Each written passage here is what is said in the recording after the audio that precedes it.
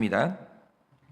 예수께서 예루살렘으로 올라가려 하실 때 12제자를 따로 데리시고 길에서 이르시되 보라 우리가 예루살렘으로 올라가노니 인자가 대제사장들과 서기관들에게 넘겨짐에 그들이 죽이기로 결의하고 이방인들에게 넘겨주어 그를 조롱하며 채찍질하며 십자가에 못 박게 할 것이나 제3일에 살아나리라. 그때 세베대의 아들의 어머니가 그 아들들을 데리고 예수께 와서 절하여 무엇을 구하니 예수께서 이르시되 무엇을 원하느냐 이르되 나의 이 두 아들을 주의 나라에서 하나는 주의 우편에 하나는 주의 좌편에 앉게 명하소서. 예수께서 대답하여 이르시되 너희는 너희가 구하는 것을 알지 못하는도다. 내가 마시려는 잔을 너희가 마실 수 있느냐? 그들이 말하되 할 수 있나이다. 이르시되 너희가 과연 내 잔을 마시려니와 내 좌우편에 앉는 것은 내가 주는 것이 아니라 내 아버지께서 누구를 위하여 예비하셨든지 그들이 얻을 것이니라. 열제자가 듣고 그 두 형제에 대하여 분이 여기거늘 예수께서 제자들을 불러다가 이르시되 이방인의 집권자들이 그들을 임의로 주관하고 그 고관들이 너희에게 권세를 부리는 줄을 너희가 알거니와 너희 중에는 그렇지 않아야 하나니 너희 중에 누구든지 크고자 하는 자는 너희를 섬기는 자가 되고 너희 중에 누구든지 으뜸이 되고자 하는 자는 너희의 종이 되어야 하리라. 인자가 온 것은 섬김을 받으려 함이 아니라 도리어 섬기려 하고 자기 목숨을 많은 사람의 대속물로 주려 함이니라. 그들이 여리고에서 떠나갈 때 큰 무리가 예수를 따르더라. 맹인 두 사람이 길가에 앉았다가 예수께서 지나가신 다음을 듣고 소리질러 이르되 주여 우리를 불쌍히 여기소서 다윗의 자손이여 하니 무리가 꾸짖어 잠잠하라 하되 더욱 소리질러 이르되 주여 우리를 불쌍히 여기소서 다윗의 자손이여 하는지라. 예수께서 머물러 서서 그들을 불러 이르시되 너희에게 무엇을 하여 주기를 원하느냐 이르되 주여 우리의 눈뜨기를 원하나이다. 다 같이 읽겠습니다. 예수께서 불쌍히 여기사 그들의 눈을 만지시니 곧 보게 되어 그들이 예수를 따르니라. 아멘. 기도하겠습니다. 하나님, 오늘 이 아침에도 우리가 주님 앞에 나왔습니다. 하나님, 우리는 어떤 사람들입니까? 하나님, 우리는 이 세상에서 가장 불쌍한 사람들입니다. 모든 사람이 불쌍하지만 우리는 내가 얼마나 불쌍한 죄인인 줄을 알아. 예수 없이는 살 수 없다고. 주님이 내 눈을 뜨게 하셔서 나에게 구원의 길을 보이시지 않으면 나는 살아갈 수가 없다고 외치는 자들이 우리들입니다. 하나님, 오늘도 주님께 마음껏 외치게 하여 주시고 그래서 우리를 불쌍히 여기시는 예수님께 치유의 은혜를 경험하는 시간 될 수 있도록 은혜를 허락하여 주시옵소서. 우리 마음에 주님께 나아가는데 방해가 되는 모든 교만한 것들이 무너지게 하여 주시옵소서. 이 아침에 말씀하시면 잘 듣겠습니다. 말씀하여 주시옵소서. 예수님의 이름으로 기도드립니다. 아멘. 네, 여러분께서 오늘 말씀을 보시면 그 일평생 앞을 보지 못하고 살았던 오늘 말씀에는 이름이 기록되어 있지 않지만 같은 이제 내용이 기록된 마가복음을 보면 오늘 맹인 중에 한 사람이 바디메오였다, 이렇게 이름을 이제 기록하거든요. 오늘 이 사람이 예수님과 만나게 되는데 그런데 사실 바디메오와 예수님의 만남은 절대로 우연이 아닙니다. 이 만남은 예수님이 철저하게 계획하셨던 만남이고 이 만남 자체에 굉장한 메시지가 담겨 있는데 그렇게 보일 수 있는 증거는 뭐냐? 여러분이 현재 이 마태복음의 흐름을 쭉 기억하셔야 되는 게요, 이전까지 예수님은 유대 지역의 북쪽이죠, 나사렛과 갈릴리 호수 근처에서 사역을 하셨습니다. 그런데 이제 죽으실 때가 되신 거예요. 그래서 남쪽에 있는 예루살렘으로 지금 예수님이 점점 이동하고 계시는 시점이에요. 그러니까 지금의 시점이라는 것은 예수님의 죽음이 가까워오는 시점인 거죠. 그런데 오늘 만남이 중요한 이유가 뭐냐? 이전까지만 해도 제자들에게는요, 이 예수님에게 배울 수 있는 기회가 있었거든요.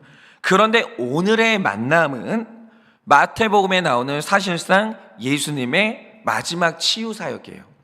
이후부터는 예수님의 치유 사역이 전혀 없습니다.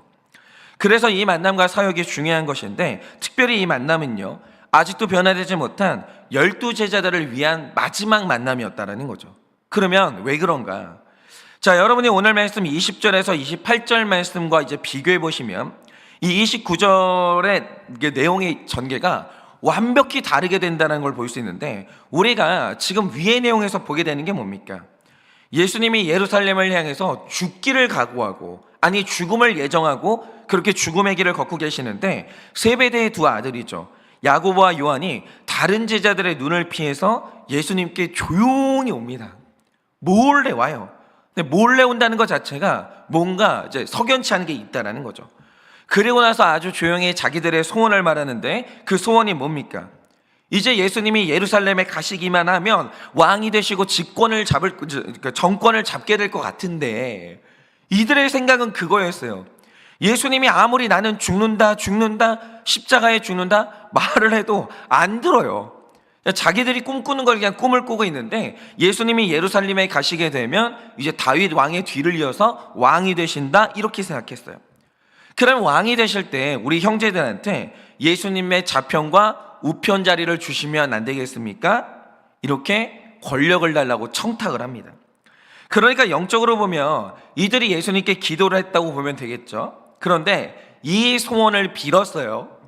예수님께 소원을 빌었죠. 그러자 일어난 일이 뭡니까? 이들이 했던 기도의 결론으로 제자들 공동체에 싸움이 일어납니다. 그런데 이들의 소원이 이 공동체의 싸움이 됐던 이유가 뭐겠습니까? 만약 다른 제자들 안에 권력에 대한 탐욕이 없었으면 애초에 싸움이라는 게 성립이 안 되죠. 그런데 기도의 결과로 싸움이 일어난 이유가 뭐겠어요? 그러니까 이들은 권력을 구했어요. 근데 그것 때문에 공동체의 싸움이 됐다라는 거죠. 이유가 뭐겠습니까? 그 소원을 이 둘만 가지고 있었던 게 아니라 다 가지고 있었던 거예요. 그런데 네가 먼저 말한 거예요. 내가 말하고 싶었던 그 소원을. 그러니까 싸움이 일어난 겁니다. 저는 이 싸움을 보면서 늘 제가 드리는 말씀드리는 이 의미가 있다고 생각하는데, 제가 예전에 1:1 훈련을 받던 중에 제 자신에 대해서 굉장히 중요한 사실을 알게 됐거든요. 지금은 이제 그 감정이 많이 사라졌고, 얼마 전에 내가 그것이 성화가 됐구나, 이런 사건이 있었습니다. 그런데 제가 얼마 전까지만 하더라도 제 형을 엄청나게 미워했거든요. 들으셨잖아요. 그런데 이 감정이 특이했던 게 뭐냐면, 형은 저에 대해서 별다른 유감이 없어요. 지금도 없어요. 그런데 제가 형을요 일방적으로 싫어했습니다. 그런데 제가 1:1 훈련을 받으면서 처음에는 아버지에 대한 감정을 정리했고, 그 다음에 이제 형에 대한 감정을 정리하는 시간을 가졌는데, 형에 대한 미움을 다루다 보니까 굉장히 이상한 점을 알게 된 거예요. 그게 뭐냐, 제가 상당히 어릴 때부터, 제 기억으로는 중학생 때부터 형을 미워했거든요. 그런데 처음에 형을 미워했던 이유가 뭐냐면, 형이 아버지의 사랑을 다 뺏어가.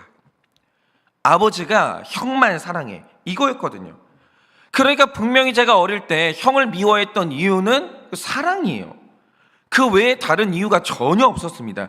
그런데 제 인생을 쭉 뒤돌아보니까 이게 정확히 언젠지는 모르겠는데, 어느 날 형을 미워하는 이유가 사랑 따위가 아닌 거예요. 바뀌어 있는 거죠. 그게 뭐냐, 바로 그게 돈인데, 저는 어릴 때부터 돈과 관련해서 박힌 생각이, 상처가 2개가 있는 거예요. 하나는 우리 집은 가난하다, 이거였고, 아버지는 돈을 줄 수 있는 사람이 아니다, 이거였어요. 그러니까 저는 지금까지 살면서 단 한 번, 지금까지 그래요, 아버지에게 용돈 받아본 적이 없습니다. 심지어 이제 어떤 일까지 있었냐면, 제가 초등학교를 다닐 때 소풍을 가면, 어릴 때는 마냥 즐거웠는데 고학년이 될수록 소풍이 괴롭고 열등감이 되는 거예요. 왜냐, 소풍날 아침만 되면 친구들이 모이는데, 친구들이 만나면 하는 말이 뭐냐, 나는 아버지한테 용돈 얼마 받았어, 또 나는 얼마를 받았어, 이러면서 서로가 자기 용돈을 보여주는 거예요. 그래서 그 이제 소풍을 가면 그 용돈으로 간식 먹기도 하고 기념품을 사기도 하고 이랬는데, 그때부터 소풍이 미칠 정도로 싫은 거예요. 왜냐면 친구들은 야 아이스크림 먹자라고 하면서 그 받은 돈으로 가는데, 나는 거기를 갈 수가 없는 거예요. 돈이 없으니까. 친구들은 엄마에게 뭐 기념품 산다, 아빠에게 기념품 산다, 기념품을 사는데 살 수가 없는 거예요. 돈이 없으니까. 그러니까 어느 날부터 그게 너무 괴로움이 되더라고요. 엄청난 열등감이 되는 겁니다. 그래서 제가 한 번은 너무 마음이 안 좋아서, 그게 5학년 때인가 그랬는데, 처음으로 소풍 가는 날 아침에 이렇게 마음이 사무쳐가지고 아버지한테 이게 반항을 한 거예요. 아빠 나 오늘 소풍 간다고, 용돈 좀 달라고. 그게 저는 저희 아버지가 가난하다고 생각했기 때문에 그런 말을 해본 적이 없거든요. 근데 너무 상처가 되니까 그날 처음으로 아버지한테 용돈을 요구한 거예요. 아빠 나 오늘 소풍 가니까 용돈 좀 줘. 저는 굉장히 용기를 내서 말한 거거든요. 그런데 놀랍게도 그날 아버지가 용돈을 주셨는데 더 놀라운 게 뭐냐? 주머니를 뒤적뒤적 하더니 500원짜리 하나를 딸랑 주고 보내는 거예요. 그런데 이 말을 듣는 어떤 분들은 이게 까마득한 옛날이라 500원도 큰 돈 아니냐 이럴 텐데, 저 그렇게 옛날 사람 아니거든요. 500원 가지고 할 수 있는 게 없었어요. 이 말 뜻이 뭐냐? 용돈 달라는 제 요청을 아버지가 거절하신 거죠. 그래서 저는 그때 이제 완전히 마음으로 포기했어요. 우리 아버지는 진짜 돈이 없구나. 주고 싶은데 줄 수가 없는 거구나. 그렇게 이해를 했어요. 그런데 어느 날 우연치 않게 본 게 뭐냐? 절대로 용돈 안 주는 아버지가 어느 날 형을 부르더니 자기 방으로 몰래 들어가시는 거예요. 그 제가 뭐 하나 하고 가만히 보니까 저희 아버지가 웃으면서 지갑에서 돈 2만 원을 꺼낸 다음에 형한테 주는 거예요.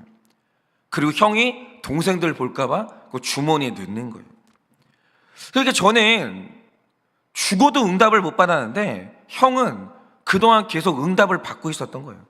근데 여기서 더 중요한 게 뭐냐? 그 순간 제 안에서 그 분노가 완전히 폭발했고, 그 다음부터 제가 형을 사람 취급을 안 했습니다. 엄청나게 미워했는데 주제가 어떻게 바뀌었냐? 형이 우리 집 돈을 다 가져가. 아버지는 형에게만 돈을 줘. 이렇게 된 거예요. 그런데 생각을 해보세요. 이전에도 형은 물질적으로 저보다 더 많은 혜택을 받았고, 이전에도 아버지는 형한테 용돈을 자주 줬어요. 그런데 어릴 때는 돈 문제가 그 문제가 안 됐거든요. 저에게 상처되는 문제는 돈이 아니라 사랑의 문제였어요. 나도 사랑 좀 달라고, 나도 관심 좀 달라고. 그런데 어느 날부터 제 안에 분노를 일으키는 대상은 사랑이 아니라 돈이 된 거예요. 다른 건 분노가 이제 안 생겨요. 돈 문제만 나오면 부들부들 떠는 거예요. 그러면 이게 뭘 의미하겠습니까? 제 안에 돈 욕심이 없을 때는 형한테 돈이 가도 그게 상처가 안 되는 거예요. 그거 말고 사랑 주세요 이랬다고요. 돈에 관심이 없으니까. 그런데 내 안에 돈 욕심이 생기니까 이제는 돈 때문에 화가 나지 사랑 때문에 화가 안 나요. 사랑이야 주든 말든 아무한테나. 나도 돈 달라 이거죠. 여러분, 오늘도 사탄은요 우리 삶에 분노를 일으키고 형제간에 그리고 부부간에 싸움을 일으키는데, 제가 하나 확실히 말씀드릴 수 있는 게 뭐냐? 사탄은 내 안에 없는 것으로는 나를 흔들지 못해요. 내 안에 돈 욕심이 없으면 사탄은 돈 가지고 흔들 수가 없고, 사탄은 돈 문제를 가지고 그 가정을 깰 수가 없는 거예요. 돈에 대한 욕심이 없으면.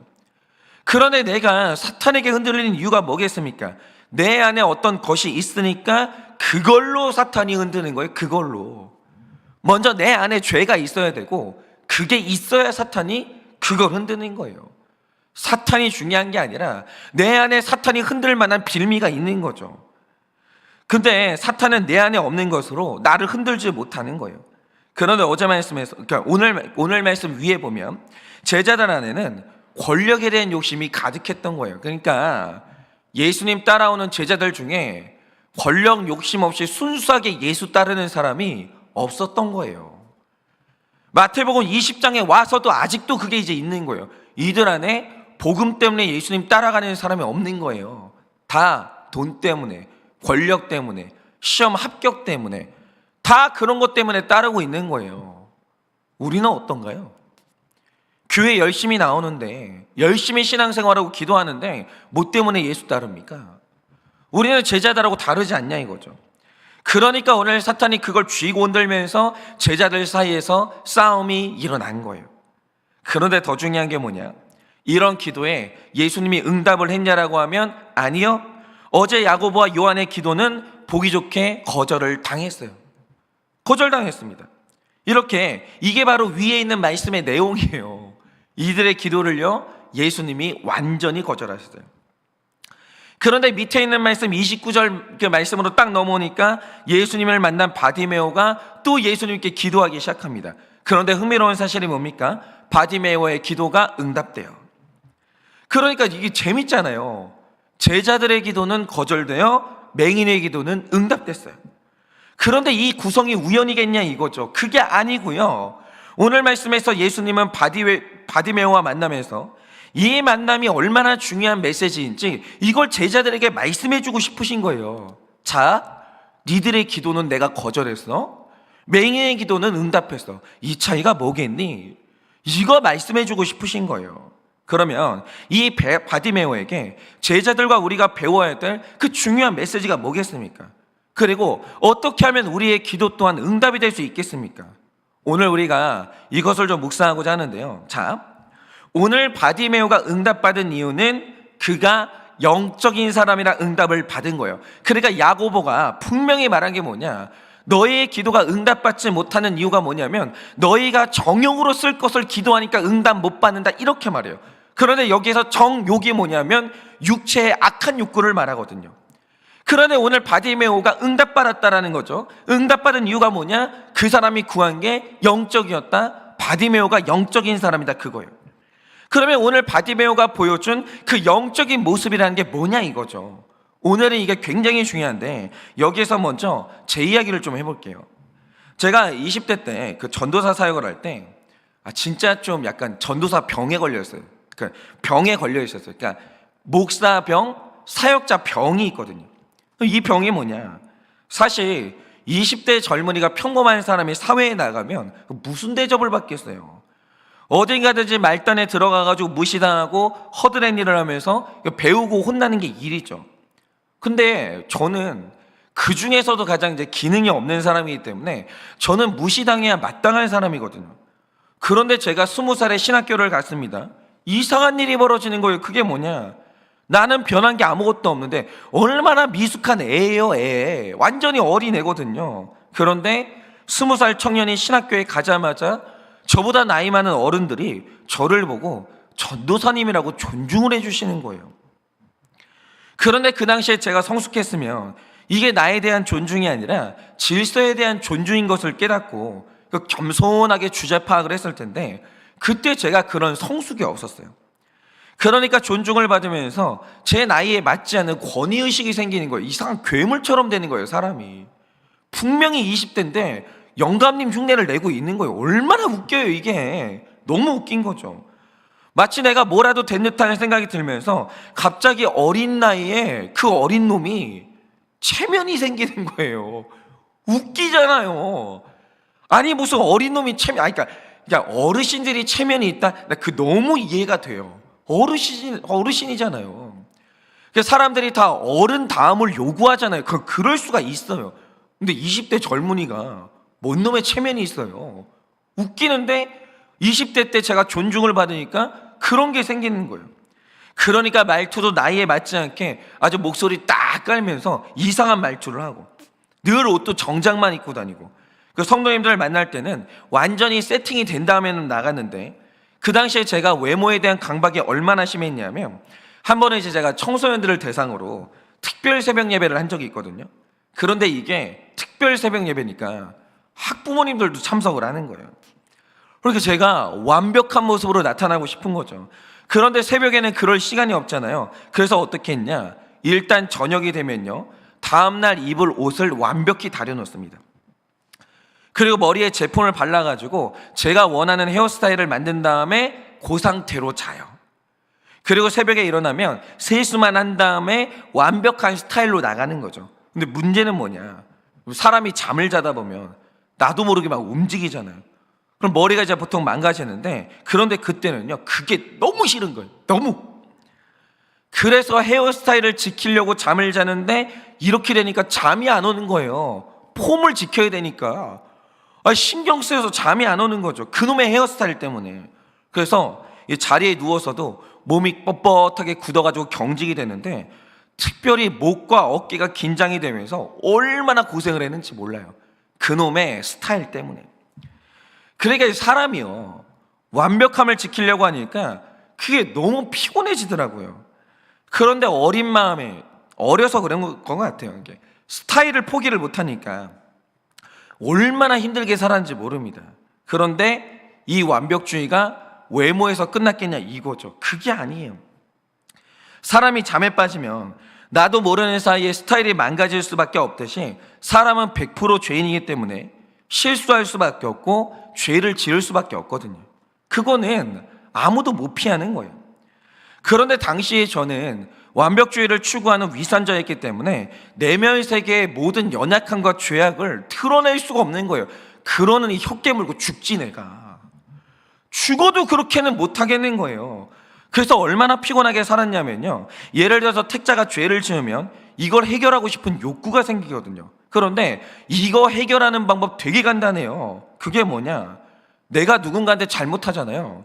미안하다, 용서해달라, 이러면 돼요.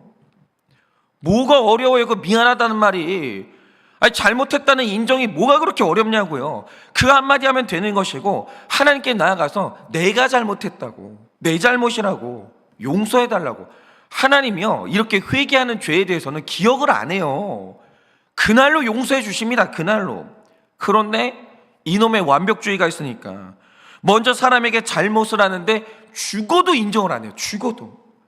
명백히 내가 잘못했거든요. 예를 들어서 성경 말씀을 전할 때 해석이 잘못됐어요. 사실관계가 잘못됐습니다. 그럼 성도님들 중에 유식한 분들이 있으니까 말을 해요. 목사님, 전사님, 제가 잘 몰라서 그러는데 전사님 좀 틀린 것 같은데 이거 아니냐? 그분이 맞고 내가 틀릴 때가 있어요. 인정하면 될 거 아니에요. 아니, 뭐가 잘못됐어요? 인정하면 될 거 아니에요. 근데 그 순간 수치심이 확 느껴져요. 어마어마한 수치심이 느껴지면서 지금 이 사람이 나를 공격하고 있다, 이렇게 되는 거예요. 그러면서 사람이 변명이 들어가는데 말도 안 되는 변명을 하기 시작하는 거예요. 아, 저도 알고 있는데 제가 이런 이유가 있어서 일부러 그렇게 얘기했다. 말도 안 되는 말을 하는 거예요. 끝까지 우기는 거예요. 끝까지. 제가 그때는 정신이 나갔던 게요, 사역자는 잘못을 인정하는 순간 생명이 끝나는 줄 알았어요.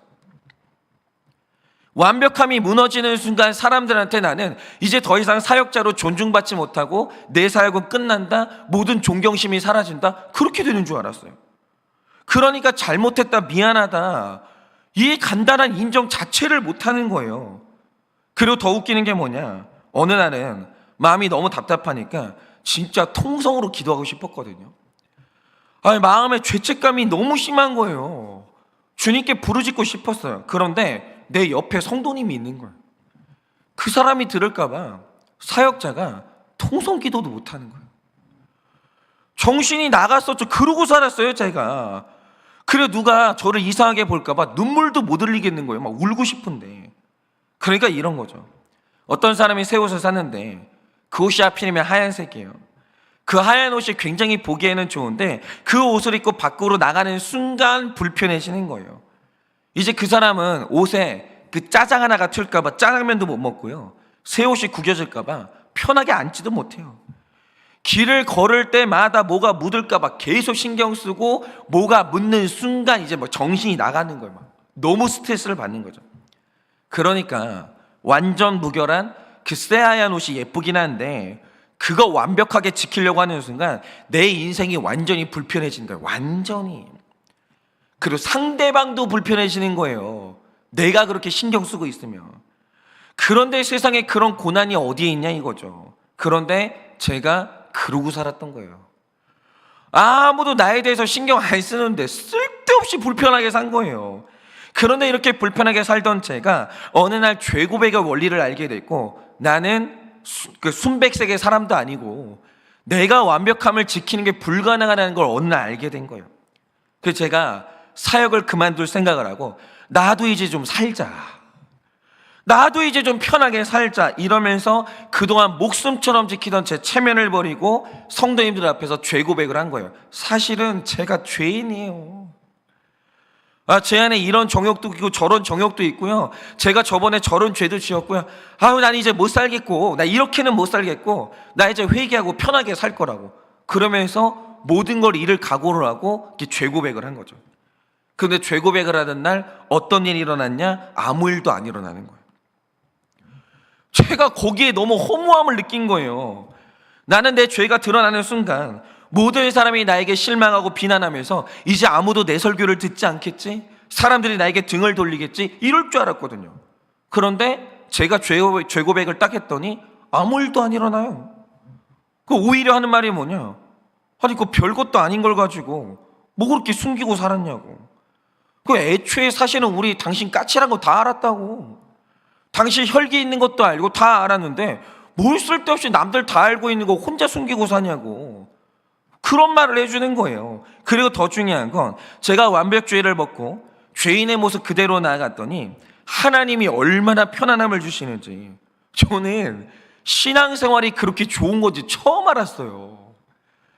아니, 죄인이 아닌 척하고 살 때는 세상에 힘든 게 신앙생활이었거든요. 그런데 죄를 오픈하고 나니까 세상에 신앙생활이 너무 편한 거예요. 너무. 그러니까 제가 이날 깨달은 게 뭐냐, 제가 입은 새하얀 그 옷을 생명처럼 지키고 살았는데 실상을 보니까 그 옷을 보면서 저를 대단하고 여기는 사람도 없었고, 이 완벽주의가 그 불편함을 감수하고 지킬 만한 가치도 없었던 거예요. 그러니까 제가 완전히 쓸데없는 짓 하고 산 거예요. 완전히 쓸데없는 짓을 하고. 그래서 그걸 제가 깨닫는 순간 이 모든 걸 놔버리고 내 옷에 짜장이 튀든 말든, 누가 나에게 수치심을 주든 말든, 그냥 완전히 망가진 죄인의 모습으로 사는데 그게 제일 편해요. 그게 무슨 목사는 별세계 사람이에요. 이제 아무도 그런 생각 안 해요. 아무도. 아니, 목사 안에 뭐 돈 욕심 없어요? 있죠. 아니, 목사 안에 음란함이 없어요? 있죠. 아니, 목사 안에 욕심이 없어요? 있죠. 아니, 목사를 요즘 세상에, 아니, 대명천재, 목사를 하늘 위의 존재라고 보는 성도님이 어디 있어요? 오히려 성도님들은요, 안 그런 척 하는 사람이 수준 낮다는 걸 알고 있고, 이걸 다 오픈하는 사람이 오히려 진솔하다는 걸 다 알아요. 이게 얼마나 좋냐 이거죠. 제가 그렇게 사니까 얼마나 편한지, 살 것 같은 거예요. 그리고 더 중요한 게 뭐냐, 제가 완벽주의자로 살 때 제 주변에는 성도님들이 많았거든요. 그런데 이제 죄인의 모습으로 사니까 제 주변에 친구가 많아지는 거예요. 나눌 사람이 너무 많아지는 거예요. 그리고 제가 완벽주의를 추구할 때는 하나님이 나의 심판자였는데 죄인으로 나가니까 하나님이 저를 품어주시는 아버지가 되는 거예요. 그래서 제가 이걸 조금만 빨리 알았어도 진짜 편하게 살았을 텐데, 이걸 너무 늦게 알아가지고 얼마나 불편하게 쓸데없이 살았는지를 모릅니다. 그런데 저는 이제 이 편안함을 알아버렸기 때문에 예전으로는 못 따라가요. 저는 이제 이렇게 살려고 합니다. 그러니까 세상에는 들어보세요. 육적인 사람이 있고 영적인 사람이 있는데 가장 육적인 사람이 누구냐? 불편한 사람이에요. 제일 육적인 사람은 불편한 사람이에요. 가리는 게 많아서 진짜 그 사람이 누군지 알 수가 없고, 조금만 건드리면 난리를 치는 통에 편안한 대화 한마디를 못하는 사람. 왜 그러냐면 완벽한 육체의 아름다움을 포기하지 못해가지고 그렇게 불편한 거거든요. 그런데 이 사람의 문제가 뭐냐면, 사람하고 소통하지 못하는 사람은 죄를 지적하는 하나님하고도 소통이 안 되는 거예요. 사람에게 불편한 사람은요, 하나님하고도 불편한 거예요. 그게 육적인 거예요. 그런데 영적이라는 건 뭐냐, 어차피 나는 죄인이기 때문에 누가 무시해도 상관없고 흙탕물을 튀겨도 괜찮고 어차피 다 드러났기 때문에 속마음을 다 나눌 수 있는 편안한 사람이 있거든요. 그러니까 사람들이 이 사람의 죄에 대해서 말할 수 있는 사람이 있어요. 편안하게. 그럼 이 사람은 회개하겠죠? 점점 영적으로 성숙해 가는 거예요. 그러니까 영적인 사람의 특징이 뭐냐, 엄청 편한 거예요. 엄청 편한 거. 서로 간에 무슨 얘기든 다 나눌 수 있는 거예요. 뭘 나눠도 아프지를 않는 거죠. 그러니까 세상에서 가장 영적인 사람은요, 편한 사람이에요. 그러니까 이런 측면에서 오늘 말씀을 보세요. 오늘 말씀이 굉장히 특이한 게, 성경에서 병고침을 받은 사람이 몇 명 있었거든요. 그런데 성경에서 이 사람에 대한 정보를 이렇게 많이 알려주는 데가 없어요. 그러면 가장 처음 나오는 정보가 뭡니까? 29절을 보면 예수님이 여리고에 갔다가 맹인을 만나는데 왜 굳이 여리고에서 만났다는 장소를 기록하겠어요? 이 여리고는요, 영적인 의미가 있는데, 보통 사람들이 자기가 사는 마을을 구성할 때 아주 중요한 기준이 뭐냐면 최소한 해수면보다 높아야 돼요. 왜냐? 홍수라도 오면 이 물이 넘치면 마을이 물에 잠기잖아요. 그러니까 아주 높지는 않더라도 언제나 마을은요, 해수면보다 높아야 되는 거예요. 그런데 여리고는요, 가나안 땅에서도 밀리고 밀린 사람들이 마지막으로 모이는 곳인데 제대로 된 땅을 소유할 수가 없으니까 마지막 수단으로 해수면보다 250m나 낮은 곳에 마을을 형성한 거예요. 그러니까 웬만큼 돈이 있어도 여기는 안 살아요. 여리고에 사람들이 산다? 진짜 갈 데가 없는 사람들이 여기로 오는 거예요. 홍수만 오면 난리가 나는 곳을. 그리고 심지어 32km 떨어진 예루살렘보다는 1050m가 낮아요. 그러니까 이렇게 낮은 지역에 산다는 말의 의미가 뭐겠습니까? 여기 사는 사람들이 굉장히 낮은 사람들이에요. 마음도 낮고 삶도 낮아요. 그리고 더 중요한 게 성경에 치유받은 사람을 기록하면서 이름을 밝히는 게 여기가 유일하거든요. 그런데 마가복음이 밝히는 것처럼 이 사람이 이게 바디메오는 이 사람의 이름이 아니고요, 디메오의 아들, 그러니까 바가 아들이란 뜻이거든요. 바디메오 이러면 디메오의 아들이래요. 그런데 흥미로운 건 이 사람의 아버지죠. 디메오의 이름 뜻이 뭔지 아십니까?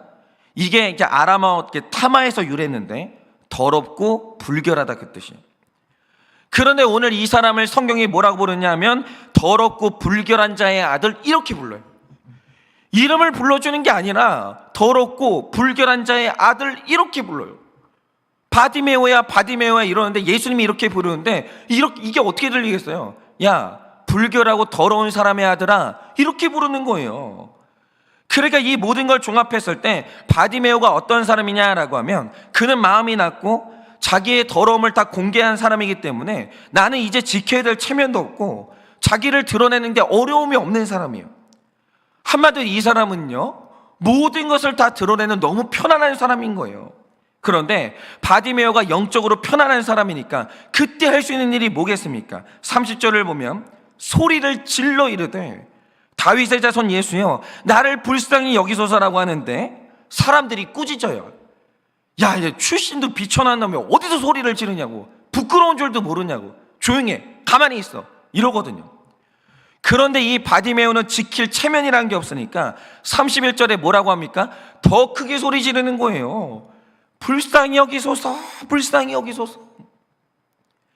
그러니까 이 자리에 나와가지고 통성기도를 하는 분들 보면 이게 편한 분들인 거예요.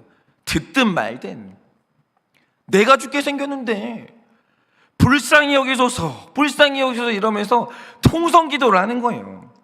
그런데 자기의 이 불쌍함을 자유롭게 오픈할 수 있는 게 뭐냐? 이게 바로 편안함이에요. 제가 주일날 말씀드렸잖아요. 사람들이 지옥 간다. 지옥 가는 이유가 뭐겠어요? 용서를 못 받아서가 아니에요. 용서해 준다는데 용서해 달라고 말하는 그 편안함, 그 겸손함이 없으니까 지옥 가는 거예요. 그런데 이렇게 편안하게 오픈하면서 나는 불쌍한 사람이라고 불쌍히 여겨달라고 더욱 소리 질러서 오픈하니까 그때 일어난 일이 뭡니까? 예수님이 멈추세요. 그를 부르시더니 기도에 응답하시는 거예요. 그러니까 여러분, 세상에서 제일 불쌍한 게 뭡니까? 지키는 게 많은 사람이에요. 의인으로 사는 사람. 그 체면이 신앙생활하는데 제일 쓸데없어요. 세상에 그거보다 불편하고 그거보다 육적인 게 없는 거예요. 너무 불편해요. 진짜 체면이 강한 사람하고 대화할 때 밥 먹을 때가 제일 싫어요. 제일 싫어. 뭐 말만 하면 뭐만 물어보면 그냥 머뭇머뭇하면서 숨기기에 급급하고. 진짜 세상에서 제일 재미없어요. 체면 강한 사람하고 밥 먹는 거 딱 질색이에요, 진짜. 그런데 세상에서 가장 편안하고 영적인 게 뭐냐? 그냥 죄인으로 사는 거예요. 어떤 얘기든 다 할 수 있는 거. 나는 불쌍한 사람이라고, 불쌍히 좀 여겨달라고, 내가 죄인이니까 용서해 달라고 인정할 줄 아는 사람. 그리고 예수님이 누굴 제일 좋아하는 줄 알아요? 편안한 사람 제일 좋아하는 거예요.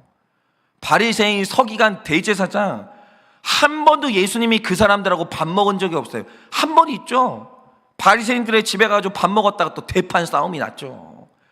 그 후로 예수님이 밥도 안 먹어요. 밥도 안 먹어. 그게 제 심정이에요.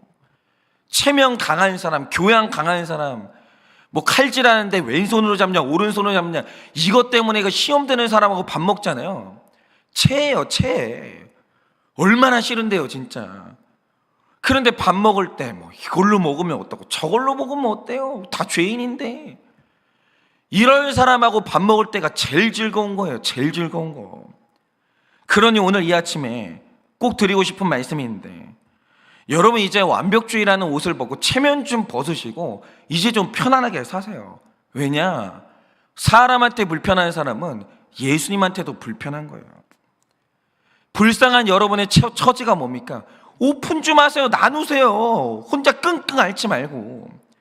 그래서 예수님과 사람과 친밀함을 나누고 오늘 예수님이 바디메오에게 베푸신 것처럼 인생의 치유함을 받는 여러분 되시기를 예수님의 이름으로 축원을 드립니다. 제가 이 시간에 기도하고 축도함으로 마치겠습니다. 기도하겠습니다. 하나님, 지난날에 저는 성직자 병에 걸려서 나는 완벽한 사람이어야 되는 것처럼, 나는 실수도 없고 세상 욕심도 없어야 되는 사람인 것처럼 그렇게 연기를 하다가 얼마나 사람들에게 불편한 사람이 되고 하나님께 불편한 사람이 되고 나 자신에게 불편한 사람으로 살았는지 모르겠습니다.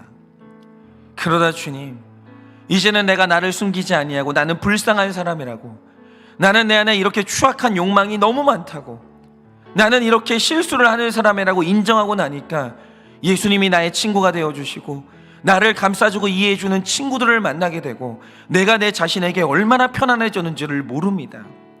주님, 이제는 죽어도 불편한 사람으로 살지 아니하기를 원합니다. 사람들이 나를 향해서 아무리 타박을 해도 나는 불쌍한 사람이라고 더욱 크게 소리질러 기도할 수 있는 사람이 되기를 원하오니 주여, 나의 가운데 모든 더러운 위선과 체면은 벗어지게 하여 주시고 주님 앞에, 사람 앞에 편안한 사람으로 나갈 수 있게 은혜를 허락하여 주시옵소서. 오늘 우리 성도님들 하고 싶은 말이 있지만, 꺼내고 싶은 고백이 있지만 그 체면 때문에 아직도 말하지 못하고 오픈하지 못하는 너무 불쌍하고 불편한 성도님들 있지 않습니까? 하나님, 이제는 영적으로 편안하게 하여 주시고 우리 공동체에서 또한 예수님께 기도할 때 다 인정하고 어떤 말이든 나누어서 편안한 사람이 될 수 있도록 주님이 은혜를 허락하여 주시옵소서. 그래서 무엇이든지 구할 때 얻는 우리가 될 수 있도록 은혜를 허락하여 주시옵소서. 지금은 우리 주 예수 그리스도의 은혜와 하나님 아버지의 그 크신 사랑과 성령님의 위로하시고 교통하여 주시는 그 역사하심이 오늘도 죄를 인정할 줄 아는 편안한 사람이 되어 예수님께 응답받기를 원하는 사랑하는 우리 모든 성도님들의 머리 위에 지금으로부터 영원 무음토록 함께 있을지어다. 아멘.